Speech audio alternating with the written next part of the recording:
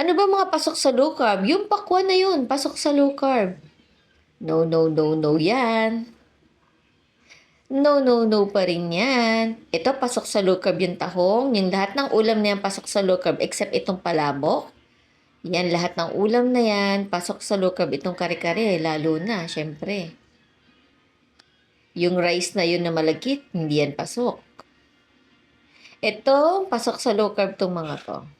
Yan. Itong mga salad, syempre, pasok sa low carb. Ayan, lahat yan. Pasok sa low carb. Yung pati yung burong kapampangan pasok sa low carb kasi fermented na yon.